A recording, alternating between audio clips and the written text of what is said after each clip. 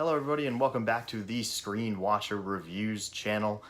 This is the spoiler reviews for Jurassic World: The Fallen Kingdom. So if you have not seen the movie, please stop now. This is going to be spoiler filled. It's going to get into my opinions and everything. So please, if you just want a general overview, go watch that review. I have already posted that video online. Please go see that and then go see the movie before you watch this, unless you want to have the movie ruined for you, which if you do, that's no fun.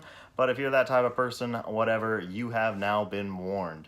Jurassic World: Fallen Kingdom kind of opens up, and we know that the volcano is going to erupt on the original island, which is where Jurassic World was brought back to Isla Nublar.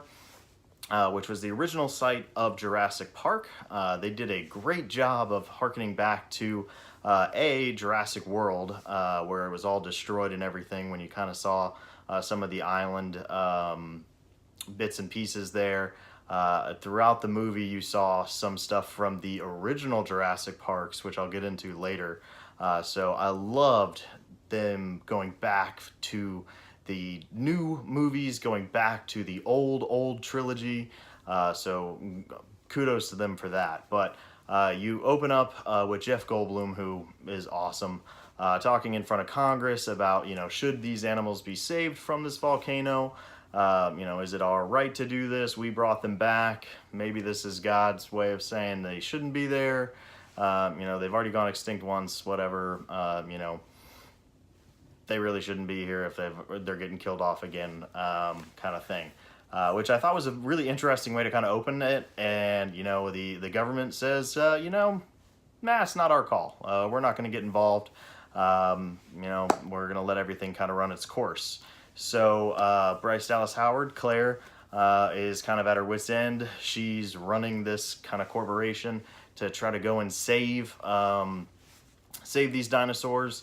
She has gone from that heartless corporate person in the first movie to really seeing them as animals and not just as some creature to make money off of. She's really kind of flipped her script in that sense. So she has been trying with the secondary character of Justice Smith, whose name is Franklin in the movie, and Daniela Pineda, whose name is Zaya in the movie, who again is my favorite character. She's awesome. They're fighting to try to round up these Congress people to vote for it. Unfortunately, the vote doesn't go their way, but enters in James Cromwell. His character, Ben Lockwood, gives a call to Claire here, and it turns out he was a friend to John Hammond, the original creator of Jurassic Park. She flies out to his estate, which is this huge, massive, just land. It's got all this huge building. It's got this servant that kind of comes out, who's in charge of his estate. That's where we meet Rafe Spall, who his name is Eli Mills, in this movie. He's from Hot Fuzz. He's from Big Short, a couple of other big movies. Again, one of my favorite actors. I've seen him in a lot of things. Usually really funny, more serious role for him. And you don't really know what to kind of think of him at this point. But he's the beneficiary. He's kind of helping James Cromwell, Mr. Lockwood, with his estate. And Mr. Lockwood wants to save these animals any way that he can. So he hires Claire because she has her handprints to unlock all of the locator chips for the animals that are left on the island. So obviously that makes it a whole lot easier for them to go out there and round up the remaining dinosaurs that they can, and move them to this island that they have created called Sanctuary. It's got living borders, it's got no fences, it has no tourists, it's not going to be for anything other than protecting these animals. That's what Claire signs up for. They really want to go and save Blue. She's a one-of-a-kind raptor, so she's sent out to recruit Chris Pratt's character, Owen. So she flies out there. You know, he's building a cabin on his own. It's kind of how you get introduced to him, so it's kind of funny. But again, this is in Act 1. Dialogue is pretty bad, but again, the actors do a good job of getting through it. She asks him to go on this rescue mission to go save Blue. Kind of uses the low blow of, you know, you raised her, don't you want to save her? And he's like, nah, no, whatever, it's just a thing. And then you see her waiting at the plane, and she gets on, and he hasn't come, and then obviously he's there. He wakes up from the back of the plane, so he was there before even she was. So Chris Pratt being the good guy that he is, and warms all of our hearts. Yeah, so they go to the island to go and start rounding up these dinosaurs to go bring them to the sanctuary. And this is when the action really starts to pick up. Super exciting. But here's where the double cross happens. It's also where we kind of meet a new person, more of a secondary, tertiary character, Ted Levine. He was in Silence of the Lambs. He was the puts the lotion on the skin, put the lotion in the basket guy. His name is Wheatley. He's in charge of rounding up the dinosaurs. He turns on Chris Pratt when they kind of corner Blue finally. Actually shoots him with a dart, leaves him there. And then Blue gets shot with a gun and is bleeding.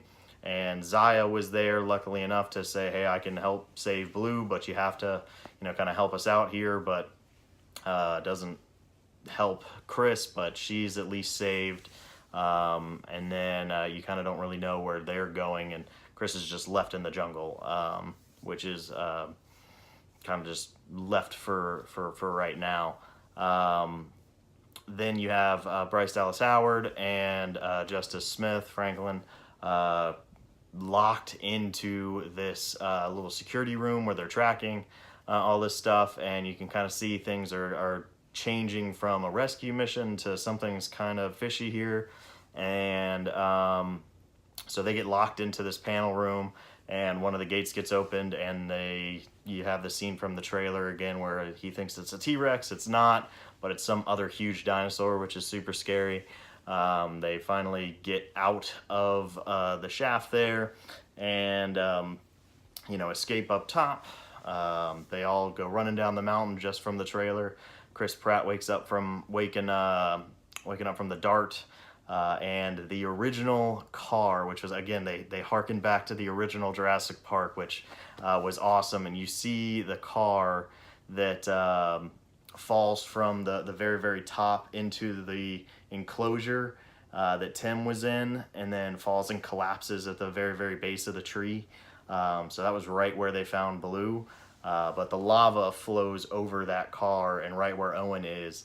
And he like wakes up just in time, which is obviously convenient, but he wakes up just in time to evade the lava, start running down the hill, meets Claire, and Franklin starts running down the hill.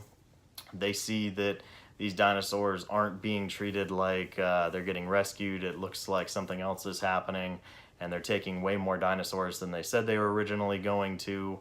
Originally it was only going to be like 11 different species, and there was like almost all of them, and mainly the aggressive ones and things like that. So obviously some fishery is going on here, and so they have to sneak onto the boat because the island's going to explode. Lots of funny scenes kind of happen there with Franklin, Zaya, Chris Pratt, and the crew members and all that, but also some kind of really scary jump moments with the T-Rex, which was in the trailer as well, where they're kind of having to jump around it while it's kind of half sedated. But lo and behold, they kind of cut back to the Lockwood estate, and Lockwood thinks that, you know, they're going to save the dinosaurs, but Rafe's ball, Eli, had kind of created a whole different scheme for these guys. He was planning on selling these dinosaurs to fund the gene splicing of a new terrible type of dinosaur, which was a T-Rex Raptor hybrid. We kind of saw that hinted at the end of Jurassic World, the first one. And so that's when you get introduced to Mr. Eversol, which is played by Toby Jones from Captain America and several of the other Marvel Universe movies. He was in the Hydra kind of world. I don't think Toby Jones ever plays a good guy that I can think of off the top of my head, but yeah, so he comes up with this nefarious plan of selling these dinosaurs to kind of fund this replication of Blue, who is compliant, and the T-Rex DNA together to create kind of this monster raptor, which is terrifying, but it takes commands, using Owen's footage of training the raptors back in the day and using them in military applications. So kind of harkening back to the storyline from the first movie, but doing it much better.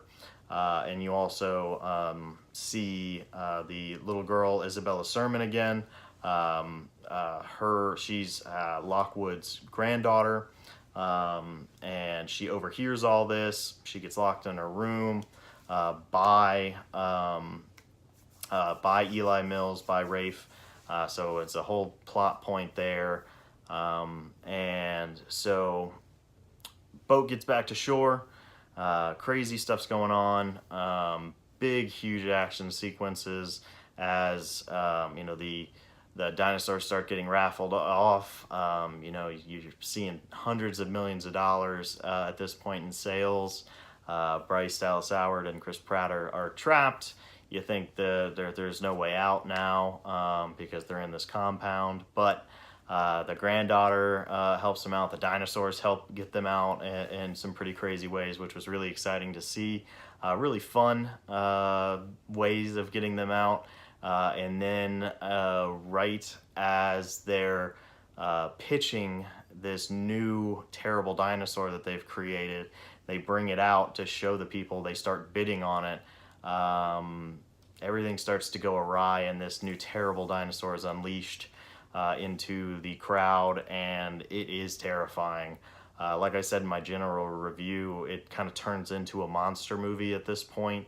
You know, you have the main characters kind of hiding from the bad monster. The tone changes, the music changes. It is pretty kind of scary. You know, you have the granddaughter in her bed with the covers pulled up, just like the normal kid would do in a monster movie. That is like the typical thing to do. It was extremely well done. All of these terrible people who were bidding on these dinosaurs get torn apart. And finally, you know, there's this big climactic battle. After they're chased around the house, the day is saved. It's great. But you know, we figure out that the granddaughter's actually a clone. That's one of the other big reasons why some of the stuff is going on underground, where we're not sure exactly if both Eli Mills, Rafe Spall, and James Cromwell, Lockwood are good people necessarily or bad people. They both have done some good things and some bad things, where it's like, hey, we can help with cloning and helping that kind of stuff, but we've also kind of created these monsters. Lockwood apparently didn't know about making this big terrible dinosaur and continuing that stuff going on, but he did clone his daughter, who he lost earlier in life. So he, you know, was a good guy that did bad things, but then also Eli did end up murdering Lockwell, so he's obviously the worst of the two. But great movie overall, very entertaining. You know, again, I say it was a 6.5, 7, just again because it was a really slow start, not great dialogue all the way through. The end of the movie, they set the dinosaurs loose, and I'm gonna be interested to see, you know, if it does well enough to get a Jurassic World 3, which I think it will. my buddy and I are kind of hypothesizing that it'll be set sometime in the future, where, you know, either people are kind of going to domesticate some of the dinosaurs, or dinosaurs are going to start to live farther away from humans and realize you can't go close to humans because you get shot at and kind of things. There will be dinosaur zones, dinosaur parks, just like there's like Yellowstone Park, or you know, things like that. It'll be interesting to see where it goes, but overall, thought it was pretty good. Secondary characters, tertiary characters really kicked it up, because obviously the top build cast I knew were always going to do well, but overall very, very, very happy that I went to go see the movie again. I think it's a movie you have to go see in theaters for sure, to hear the raptor noises, to hear the T-Rex roars, to hear the music, to hear the swells and the changes in tone in the scenes. Being with a theater full of people, it changes the tone of the movie. So that's my review. As always, I always ask for comments down below if you want something else to be reviewed. I'm happy to try to take the time and get another review out there. Also, you know, hey, like the video, subscribe, please. You know, this is an early YouTube channel, trying to get this off the ground and running here. If you have suggestions, please let me know. Again, go out there, try to enjoy a movie. If your next one is Jurassic World Fallen Kingdom, I think that would be a good call. But other than that, have a wonderful day, and hopefully your popcorn is not stale. All right, have a good day.